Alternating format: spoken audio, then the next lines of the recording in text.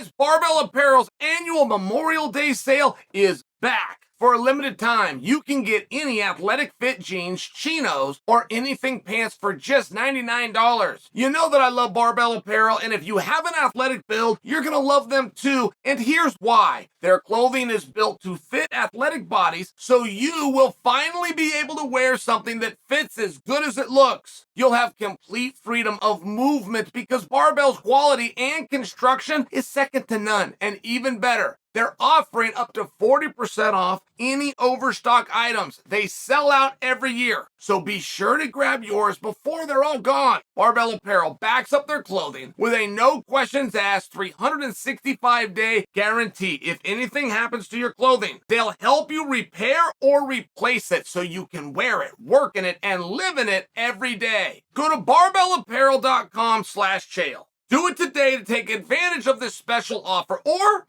just click on the link below. Aljo Suga, did you guys hear Dana talking about it over the weekend? This was a great post-fight press conference. I don't think Dana means to be funny sometimes, but here. Dana's having trouble getting Aljo and Suga together. Now, not for nothing.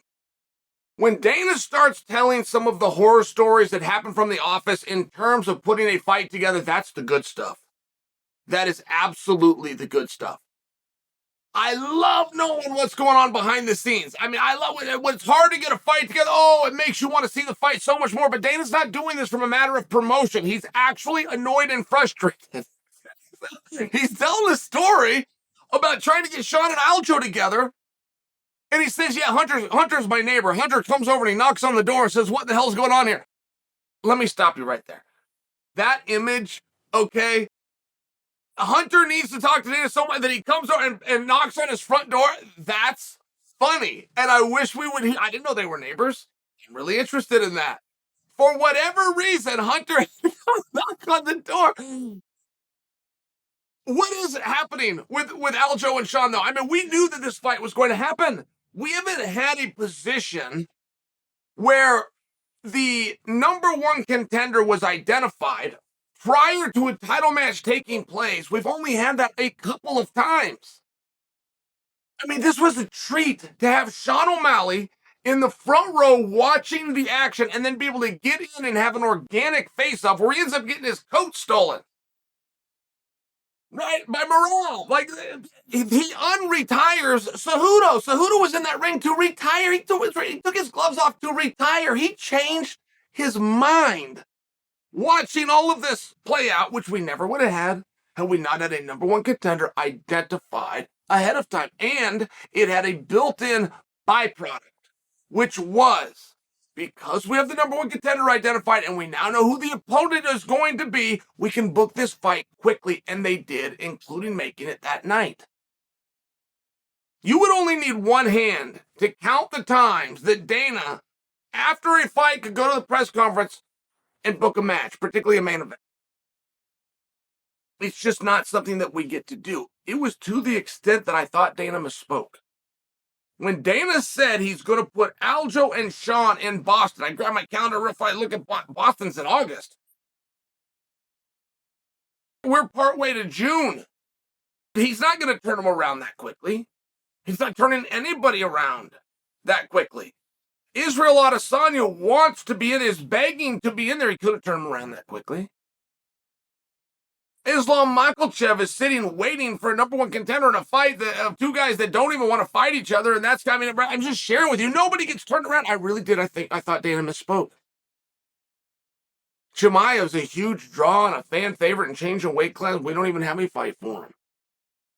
Kamaru Usman, people were talking about he's going to retire. Turns out not only is he not going to retire, he wants a number one contenders match. He wants back in there. He wants to get his belt back. I love that. I want to hear more about that. For some reason, Kamaru has decided to be quiet with us. I wish that he won it. Kamaru has never been more exciting. The fact that he's now got that hunger and drive back. I mean, this is top of the page. Headline worthy stuff. But he doesn't have an opponent yet.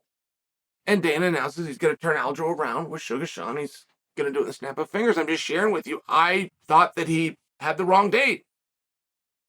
And it turned out he absolutely did not. And you have to understand, it's the Boston card. You must really understand. Dana's from Boston, and he only puts his best foot forward there. Only. God, I fought a Boston for him one time. And I mean, to tell you about the car, it was incredible. It really was. It was an incredible card. I remember Travis Brown and Overeem fighting. I remember Conor McGregor and Max Holloway. Yeah, could you imagine that if you're a new fan? Can you imagine that? Conor McGregor versus Max Holloway. They fought on an undercard. I mean, I'm just sharing. Dana loads this thing up. This wasn't even a pay-per-view. Boston, Dana, UFC, special. Very special. And I say that because the projections of what Aljo versus Suga Sean, we of course don't have those. They must be beautiful. They must be beautiful. That's the headlining act. And Dana wanted, and he knew it. And he brought him out, and he faced him off, and he announced it that night. It means he really believed in that match. It's a big compliment. It's a big compliment to both of those athletes. And Sterling is having some fun right now.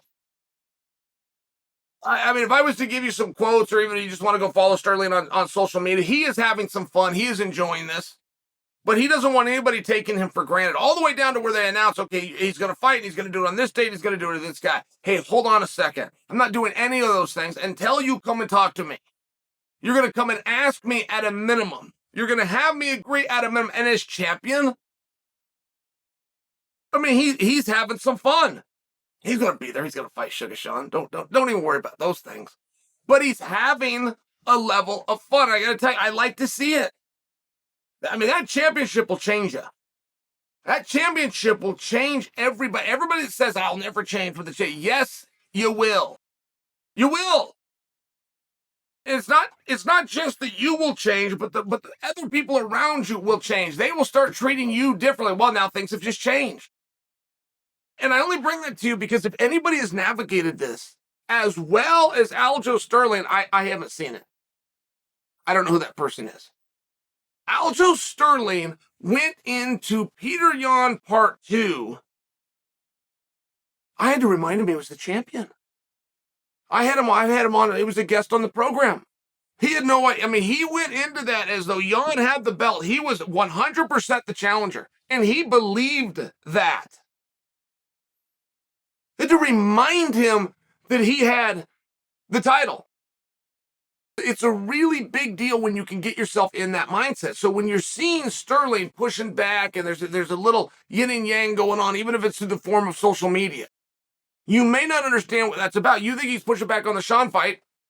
You're not going to take that with a grain of salt. You're going to take it at face value and think, oh, Sterling hasn't agreed yet to fight Sean, or he doesn't want to fight Sean, or he's unwilling to fight Sean, or he's scared to fight Sean, right? We always love to tell these things. Sterling's the world champion. The idea that he would be scared of anybody is humorous at this point. But we will do that eventually, and you'll do that, but you'll be doing that through a misunderstanding. Sterling has put himself in a position where it has not gone to his head, and he's not out there to defend anything. He's out there to win something.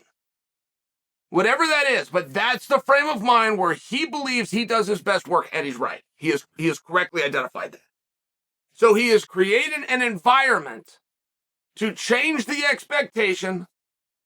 Bernard Hopkins was great at doing this. Bernard Hopkins had to be a victim. And I can't go that far for Aljo. I don't think Aljo quite needs victim status, but Bernard did. Bernard would get pissed off at something. They were holding back. There was the size of his face on a poster in conjunction with that of De La Hoya's, and he used that as a motivation. And all the rest of us go, well, he makes a good point about the size. I never really thought that the artwork had something to do with a respect or a disrespect by the promoter, but it's one of these things that you got to start listening to. So anything that you're seeing Sterling do that you could falsely be interpreting is his way of getting out of a match or being scared or not wanting to do a match, you're wrong. He's keeping himself in a position of hunger. And he does, and he views the world and himself as doing his best work when he's the challenger. He's trying to win something. He's trying to take something as opposed to trying to protect something. Now, that game's only going to work for so long. Like I said, that title changes everybody. But right now, Aljo's doing everything right. He's keeping himself in the correct frame of mind. I just don't want you to misinterpret that for thinking perhaps he doesn't want to do the match in August.